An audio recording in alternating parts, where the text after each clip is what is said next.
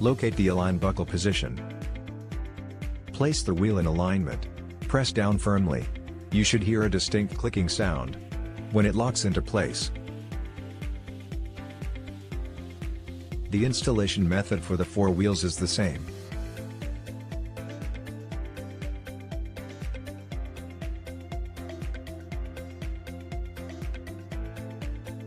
If the rubber sleeve comes off, install the larger end at the bottom and the smaller end at the top.